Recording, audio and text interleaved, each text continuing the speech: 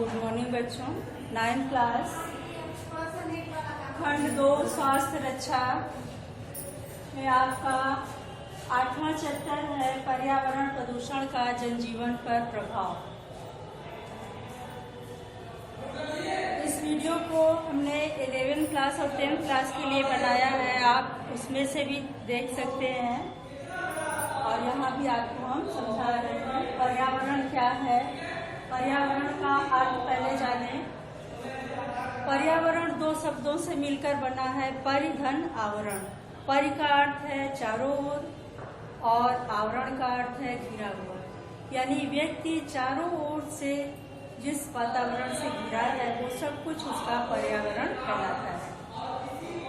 व्यक्ति को छोड़कर उसके चारों ओर का घेरा यानी जो सब कुछ है वो सब उसका पर्यावरण है। जल, वायु, पृथ्वी, आकाश, समाज, परिवार सब कुछ उसके पर्यावरण में आते हैं। पर्यावरण को 3 वर्गों में बांटा गया है। आइए देखते हैं पर्यावरण का वर्गीकरण। पर्यावरण को 3 वर्गों में बांटा गया है। पहला है प्राकृतिक अथवा भौगोलिक पर्यावरण। ये प्रकृति द्वारा प्रदत्त है। ये पर्यावरण हमको जैसे पृथ्वी, वायु, जल, आकाश, पेड़ पौधे, पहाड़, पशु पक्षी, ये सब कुछ जो प्रकृति की देन है वो सब भौगोलिक या प्राकृतिक पर्यावरण के अंतर्गत आते हैं। दूसरा है सामाजिक पर्यावरण। सामाजिक पर्यावरण के अंतर्गत हमारा समाज है, परिवार है, खेल के साथी है, विद्यालय है, ये सब समाज जो है वो हमारा सामाजिक पर्यावरण के अंतर्गत आएगा।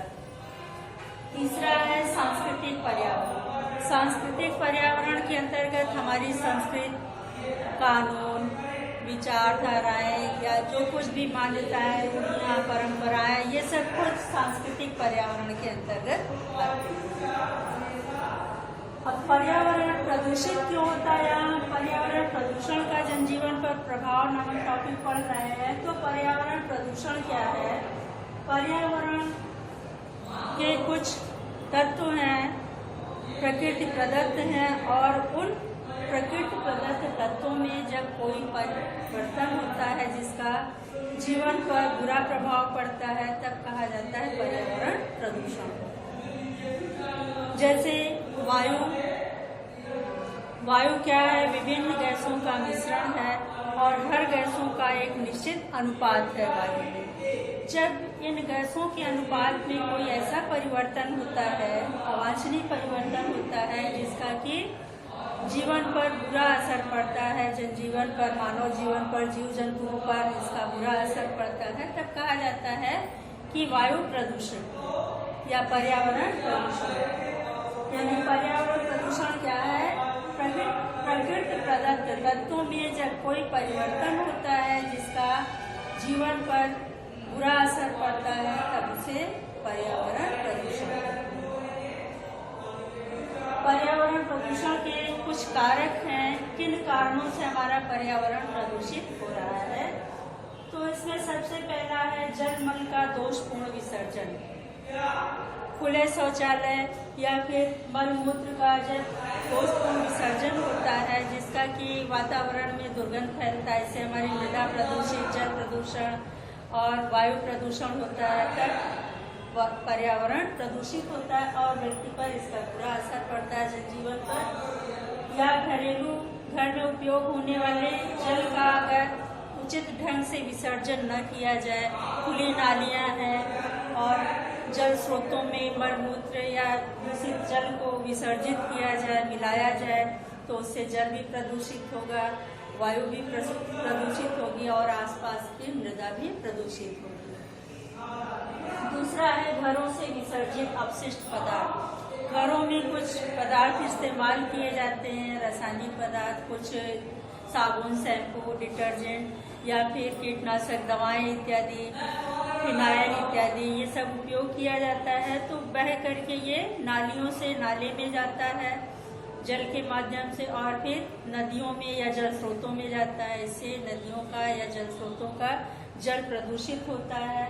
साथ साथ वायु में भी इसकी दुर्गंध होती है तो वायु भी प्रदूषित होता है। तीसरा है निरंतर बढ़ने वाला औद्योगिकरण। निरंतर बढ़ने वाला औद्योगिकरण।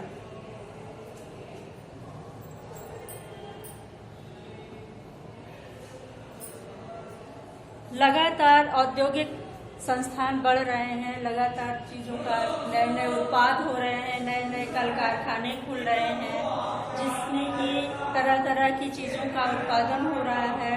तो जितने अधिक उत्पादन संस्थान खुल रहे हैं या कल कारखाने खुल रहे हैं, उसमें इस्तेमाल होने वाले कुछ रासायनिक पदार्थ हैं, कुछ उससे दूषित पदार्थ, व्यर्थ पदार्थ निकलते हैं, अपशिष्ट पदार्थ, ये सब वायु को भी प्रदूषित करते हैं। चिमनियों से निकलने वाला धुआं वायु को प्रदूषित कर रहा है।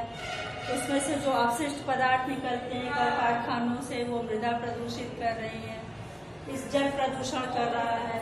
इस तरह से निरंतर बढ़ने वाला औद्योगिकरण जो है वो भी पर्यावरण प्रदूषण के लिए उत्तरदायी होता है।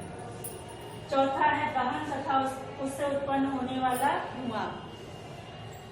विभिन्न चीजों के उत्पादन में या विभिन्न प्रकार की वस्तुओं के लिए कुछ दहन क्रियाएं भी होती है। जैसे गाड़ी मोटर चलने के लिए भी पेट्रोल डीजल का दहन होता है, उससे निकलने वाला धुआं वायु प्रदूषण कर रहा है। इसके अलावा घर में इस्तेमाल करने वाली कुछ ईंधन के रूप में जो भी चीज इस्तेमाल करते हैं उससे उत्पन्न होने वाला धुआं, कल कारखानों से निकलने वाला धुआं, यानी दहन क्रिया यानी जलाने से जो भी चीजें जलाई जाएंगी उससे दूषित पदार्थ जो निकलेंगे या कार्बन डाइऑक्साइड गैस निकलेगी, उससे उत्पन्न होने वाला जो धुआं रहेगा वो वातावरण को प्रदूषित करता रहता है।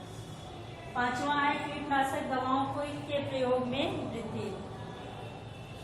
अनाजों के उत्पादन में या फल फूल सब्जियों इत्यादि के अधिक उत्पादन बढ़ाने के लिए कीटनाशक दवाओं का उपयोग किया जा रहा है।